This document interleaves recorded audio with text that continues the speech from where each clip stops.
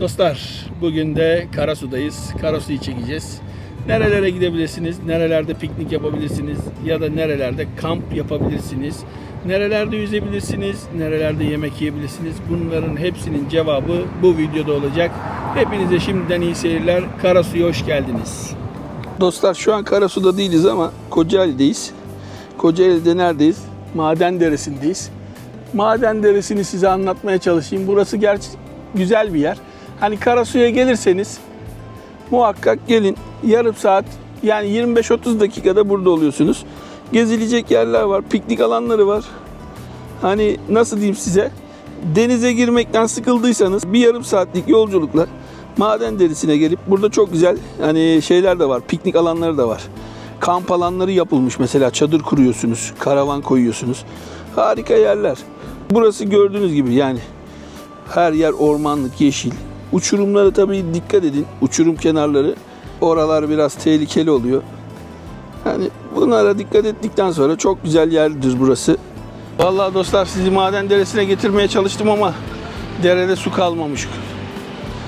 Yakında derelerimiz, akarsularımız, barajlarımız, göllerimiz, çöllerimiz, ormanlarımız, denizlerimiz yakında çöl olmaya hazır olun.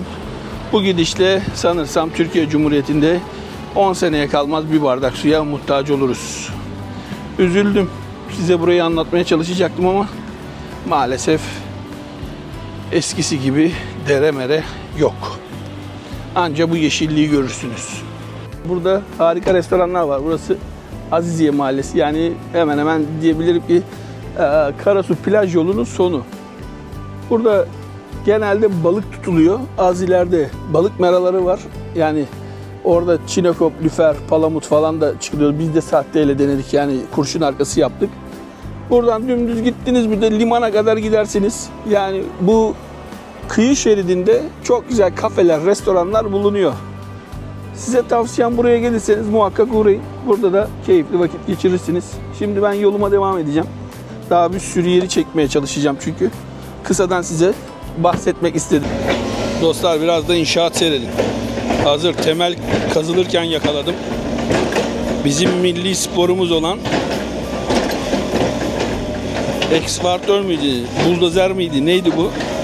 Bunu seyretmek. Bizim milli sporumuz.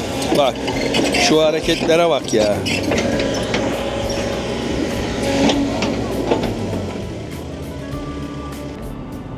Evet dostlar, size kısa bir inşaat kazım, yani temel su basmanı yapılacak alanı da çekmeye çalıştım. Hazır buraya gelmişken. Nasıl diyeyim size, sevdiğim bir kardeşim inşaata başladı. Hayırlı olur. İnşallah güle güle oturmayı nasip eder Allah onlara. Şimdi Karasu'da tekrar maceramıza kaldığımız yerden devam edeceğiz. Evet, kaza olmuş dostlar burada.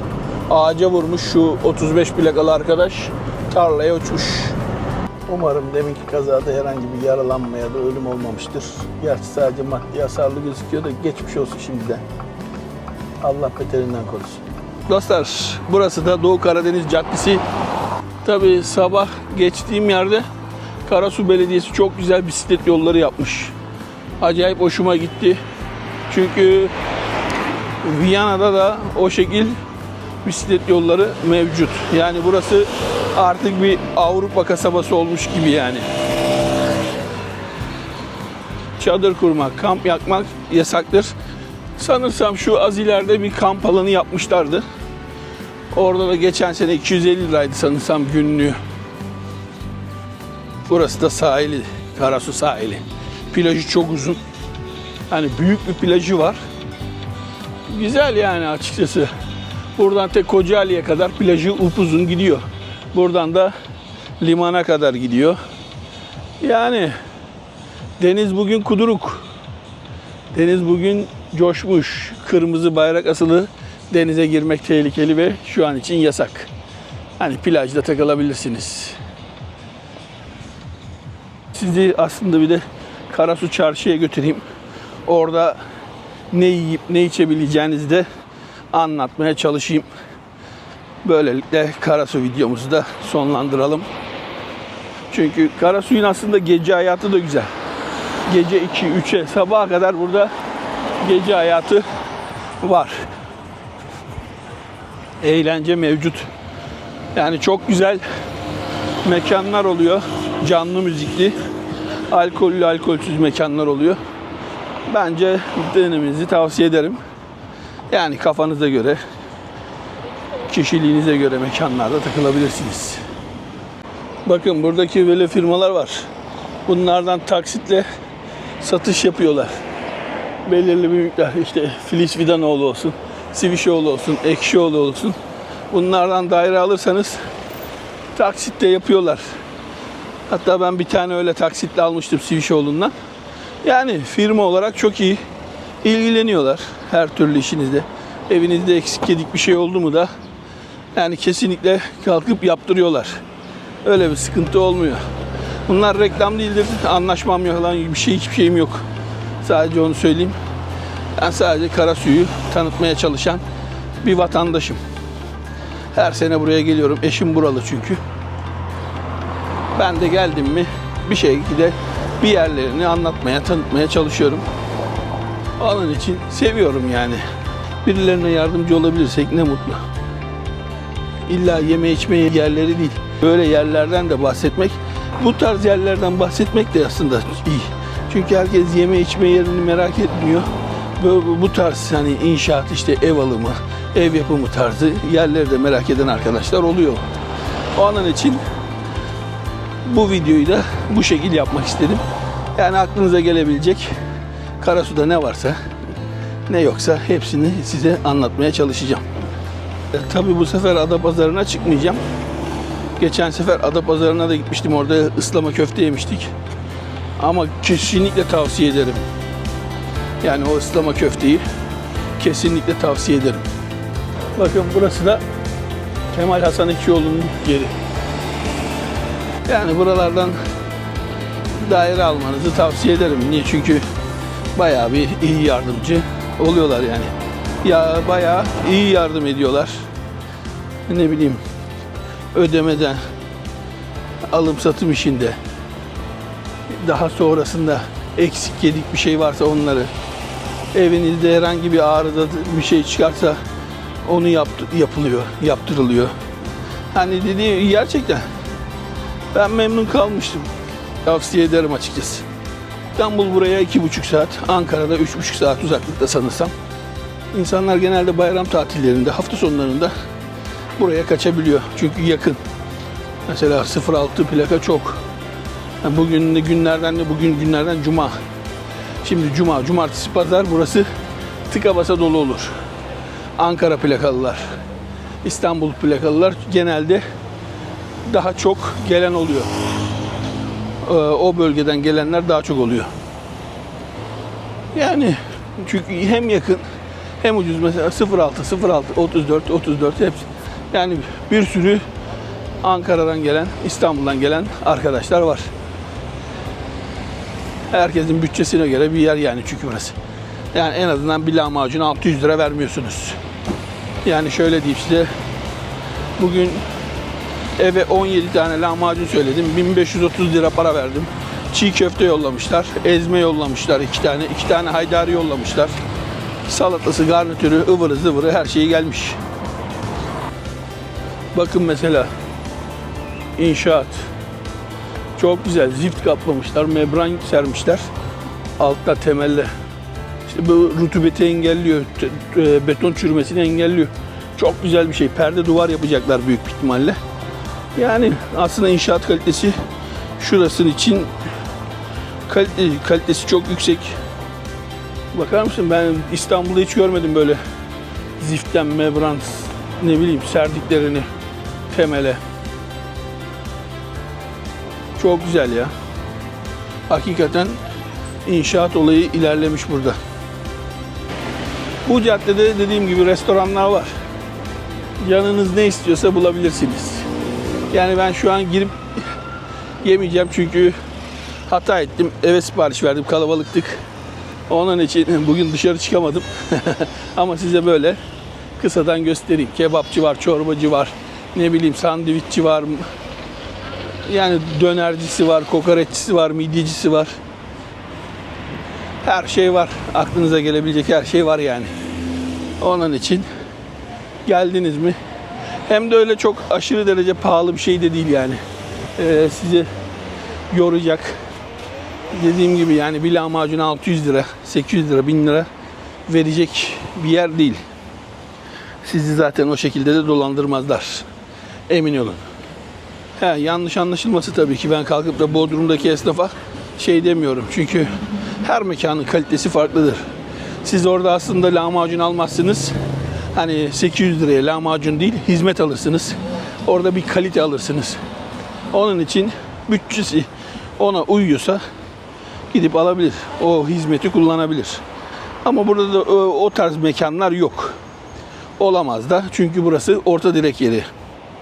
Burası orta direğin gerçekten tatilin başkenti olabilir yani orta direk için.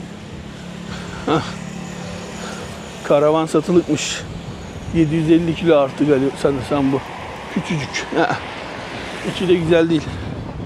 Mutfağı yok, bir şey yok, hiçbir şey yok. Bakın dostlar, şu karşıda da Ada Beach, Keyfince diye. Bunlar genelde geceliğin canlı yayın, canlı müzik var. Yani çay bahçesi gibi düşünün. Ailenin çok rahatlıkla girebileceği yerler. Şurada bir tane Cuba Beach vardı. Orayı çok seviyordum ben. Orada da sürekli canlı yayın oluyor. Hemen onun yanında karşıda bakın.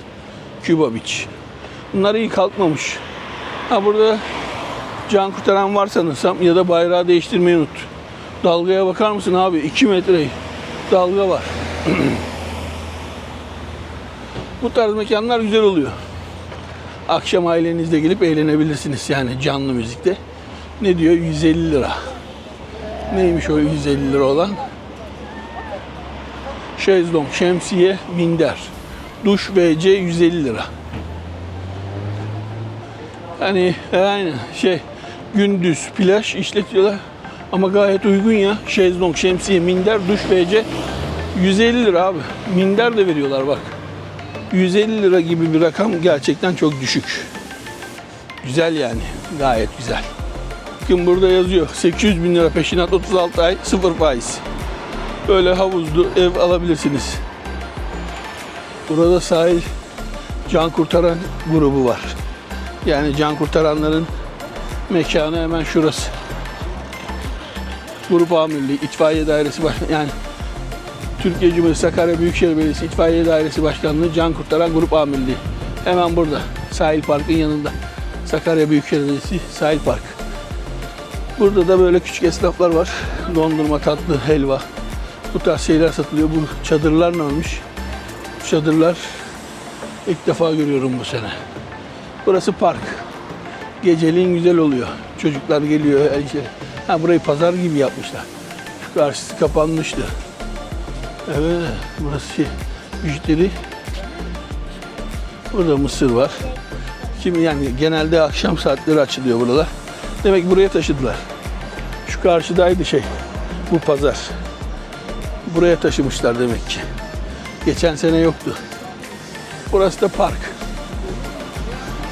Yani burada da dediğim gibi tatlı da yiyebilirsiniz. İşte içecekler, ne bileyim dondurmalar, helvalar, helvalı dondurma, dondurmalı helva ne derseniz hepsi var. Çiğ köfte var, pilav var, kumpir var, mısır var. Mısır. Yani her şey var aslında. Bakın burger de açmışlar buraya. Bayimiz olmak ister misiniz? Hayır. Karşıya yapıyor. Filiz Fidanoğlu mu yapıyor? Ne yapıyor ya? Allah Allah. Yok, reklam açmışlar. Daha inşaata başlamamışlar herhalde. 239 lira, 259 lira hamburger. Helvacı Ali. 1900'den beri diyor. 3 senedir burada ama. Biraz daha yani. Tabii daha öncesini bilmem neredeydi. Karasu. Burası da hemen şu karşısında gece pazarı. Küçük bir Luna Parkı var. Burada Luna Park vardı. Bir de gece pazarı vardı aynen. O Luna Park'ı kaldırdılar. Dondurmacı. Burası bir Karasu Belediyesi'nin, Sakarya Belediyesi'nin sanırsam bu İstanbul Beltur gibi Belediyeye ait olan yer. Pahalı değil. Ucuz yani, bütçenizi sarsmaz. Burası da gece pazarı. Gece açılıyor. Küçük bir Luna Park var dediğim gibi. Önceden şuradaydı.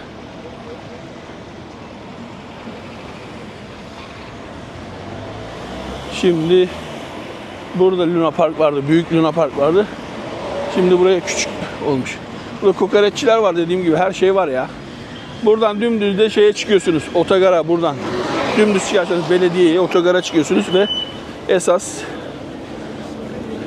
Karasu Çarşı'ya gitmiş olursunuz. Yürümek isterseniz yürüyerek, yürümek istemezseniz minibüslerle gidebiliyorsunuz. Tabii ufak ufak kalabalıklaşmaya başladı. Hava karardıktan sonra burada esas hayat, akşam gece hayatı burada. Kopuyor, kop. Güzel bir mekan açılmış bak, teras kebap diyor. İlk defa gördüm, gayet güzelmiş. Adanası, lahmacunu, pidesi, köftesi, künefesi ve fıstıklı künefesi. Bol malzemos. Karşıda serpme kahvaltı var. İşte kebapçı var. Buranın kebapçısı bitmez ama bizim aldığımız yerler belli. Yani şimdi isim vermeyeceğim de burası kasap. Buradaki sucuklar ya da köfteler fena değil açıkçası. Güzel oluyor. Karşıda Domino's var. Pizza olarak yemek isterseniz Domino's da var. Yani diyorum ya, aklınıza gelebilecek her şey var aslında burada. Size şöyle bir şey diyeyim mi? Bazı şeyler, bu züccaciye, işte tuhafiyecileri, bazı şeyleri İstanbul'dan daha ucuz burası. Gerçekten. Abi şu tatlılara bakar mısın ya?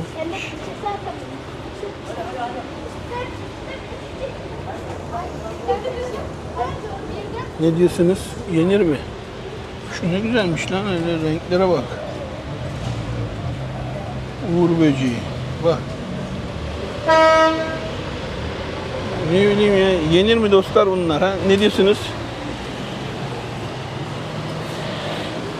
Sizce yenir mi arkadaşlar?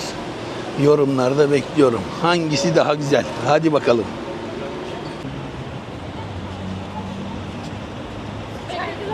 Beni çağırayım. Niye aldın?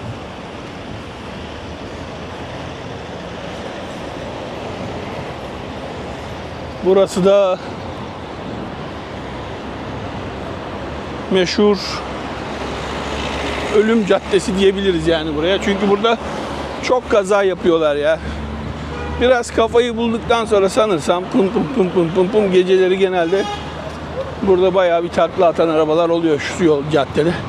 Kırmızı yanıyor. Şu cadde çok tehlikeli. Burası İstanbul yolu. İstanbul'a gidiyor. Burası Zonguldak'a gider.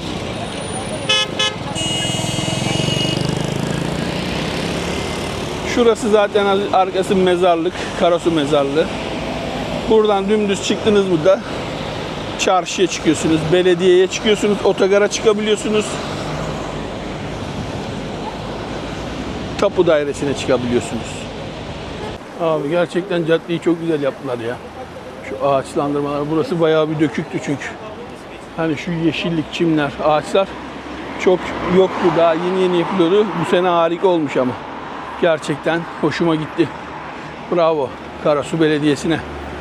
Tabii bir de şu hani bizim kısmı da bitirirlerse çok seviniriz. Hani Aziziye'den başlamışlar. Yeni mahalleden başladın. Ortada bitti. Ortayı niye yapmıyorsunuz arkadaşım? Hep övmek değil. Biraz da gömerim yani ona göre. Orta kısım gene boş. Niye yapmıyorsunuz abi orayı? Aşağıdan başlamış. Yukarıdan da başladın. Belirli bir miktar süper bisiklet yolu yaptınız. Kaldırım yaptınız. İşte peyzaj yaptınız. Ama sonuç ortası tam bizim kısım yok. Burası plaj caddesi dostlar. Belediyenin oradan başlıyor, plaja kadar gidiyor. Plaj caddesi. Buralardaki dükkanları yıkmışlar hep. İnşaat yapacaklardır herhalde. Ya burada büyük marketler var. Ne bileyim LC Kiki var, Defacto var. Gayet güzel aslında ya. Herhangi bir boşluk yaşamıyorsunuz yani. Sadece öyle lüks markalar yok sanırsam. Onların da çakmasını satıyorlar bildiğim kadarıyla gece pazarında. Burası da Karasu Atatürk Bulvarı.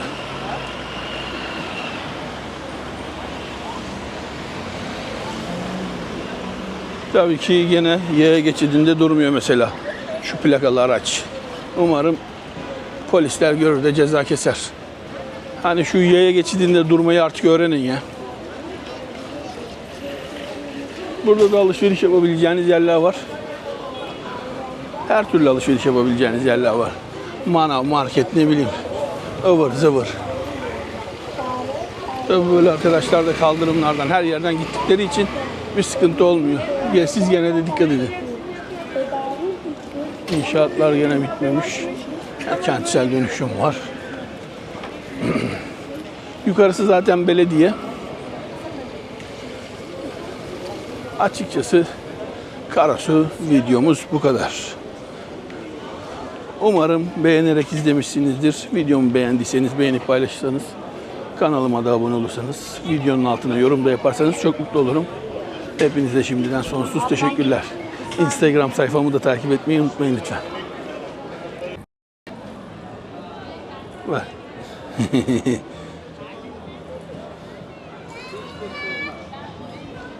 Tatlım benim ya. Çok tatlı ya. Şuna bak. Allah'ım yarabbim. Ha, tuvalet hazırlıyormuş kendine. Maşallah. Senin gibi akıllı olmayan insanlar var biliyor musun? Şimdi kapatacak. Ya var ya, helal olsun ya. Bunları sahillere sokmayacaklarmış. Denize atmayacaklarmış. Kedi köpek kadar olamayan insanlar var ya. Pislikler var, pislikler. Kedi köpek kadar olamayan pislikler var. İğrenç insanlar var. Siz gidin onları toplatın önce. Hayvanları bırakın artık. Gerçekten ha. Bayağı bir sıkmaya başladınız yani. Şu hayvanlarla uğraşmayı bırakın artık.